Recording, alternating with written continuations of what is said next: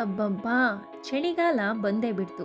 ಈ ಚಳಿಗಾಲದಲ್ಲಿ ದೋಸೆ ಹಿಟ್ಟು, ಇಡ್ಲಿ ಹಿಟ್ಟು ಹೇಗೆ ಬದುಕಿಸೋದು ಅಂತ ಯೋಚನೆ ಮಾಡ್ತಿದ್ದೀರಾ?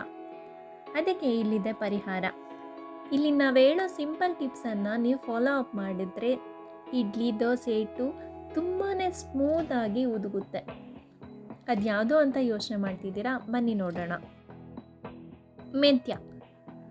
ದೋಸೆ ಇಡ್ಲಿ ಹಿಟ್ಟಿಗೆ ಕಡಲೆಬೇಳೆ, ಅಕ್ಕಿ ನೆನೆಸುವಾಗ 1 ಚಮಚ ಮೆಂತ್ಯ ಕೂಡ ಹಾಕಬೇಕು. ಅವುಗಳೊಂದಿಗೆ ಹಿಟ್ಟು ರುಬ್ಬಿದರೆ ರುಚಿ ಹೆಚ್ಚುವುದಲ್ಲದೆ ಹಿಟ್ಟು ಬೇಗ ಉದುಗುತ್ತೆ. ಬಿಸಿ ನೀರಿನಿಂದ ರುಬ್ಬಿ. ಇಡ್ಲಿ, ದೋಸೆಗೆ ಅಕ್ಕಿ, ಕಡಲೆಬೇಳೆ ರುಬ್ಬುವಾಗ ಬಿಸಿ ನೀರು ಬಳಸಿ. ಇದು ಉದುಗುವ ಪ್ರಕ್ರಿಯೆಯನ್ನು ವೇಗಗೊಳಿಸುತ್ತದೆ. ಹಿಟ್ಟನ್ನು ಕೈಯಿಂದಲೇ ಕಲಸಿ. ಹಿಟ್ಟು ರುಬ್ಬಿದ ನಂತರ ಸ್ವಚ್ಛವಾದ ಕೈಗಳಿಂದ ಚೆನ್ನಾಗಿ ಕಲಸಿ. ಕೈಗಳ ಉಷ್ಣತೆ ಬ್ಯಾಕ್ಟೀರಿಯಾ ಉದುಗುವ ಪ್ರಕ್ರಿಯೆಯನ್ನು ವೇಗಗೊಳಿಸುತ್ತದೆ. ಬೆಚ್ಚಗಿನ ಜಾಗದಲ್ಲಿಡಿ. ಹಿಟ್ಟನ್ನು ಬೇಗ ಉದುಗಿಸಲು ಓವೆನನ್ನು 10 ನಿಮಿಷ ಬಿಸಿ ಮಾಡಿ. ನಂತರ ಆಫ್ ಮಾಡಿ ಹಿಟ್ಟಿನ ಪಾತ್ರೆಯನ್ನು ಅದರಲ್ಲಿಡಿ. ಹೀಗೆ ಬೆಚ್ಚಗಿಡುವುದರಿಂದ ಹಿಟ್ಟು ಬೇಗನೆ ಉದುಗುತ್ತದೆ.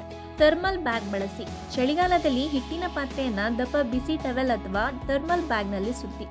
ಹೀಗೆ ಮಾಡಿದರೂ ಹಿಟ್ಟು ಬೇಗ ಉದುಗುತ್ತದೆ. 1 ಚಿಟಿಕೆ ಸಕ್ಕರೆ ಹಾಕಿ. ದೋಸೆ, ಇಡ್ಲಿ ಹಿಟ್ಟಿನಲ್ಲಿ 1 ಚಿಟಿಕೆ ಸಕ್ಕರೆ ಹಾಕುವುದರಿಂದ ಉದುಗುವ ಪ್ರಕ್ರಿಯೆ ವೇಗವಾಗಿ 8 ರಿಂದ 10 ಗಂಟೆಗಳಲ್ಲಿ ಹಿಟ್ಟು ಸಿದ್ಧವಾಗುತ್ತದೆ. ಈರುಳ್ಳಿಯನ್ನು ಪೀಸ್ ಮಾಡಿ ಹಾಕಿ. ಹಿಟ್ಟನ್ನು ಉದುಗಿಸಲು ಇಡುವಾಗ 1 ಈರುಳ್ಳಿಯನ್ನು ಕಟ್ ಮಾಡಿ ಹಾಕಿ. ಇದು ಉದುಗುವಿಕೆಯನ್ನು ವೇಗಗೊಳಿಸುತ್ತದೆ. ನಂತರ ಈರುಳ್ಳಿಯನ್ನು ತೆಗೆದುಹಾಕಿ. ನೋಡಿದ್ರಲ್ಲ ಫ್ರೆಂಡ್ಸ್, ಈ ಚಳಿಗಾಲದಲ್ಲೂ ಕೂಡ ಅಕ್ಕಿ ಹಿಟ್ಟು, ಇಡ್ಲಿ ಹಿಟ್ಟನ್ನು ಹೇಗೆ ಉದುಗಿಸುವುದು ಅಂತ.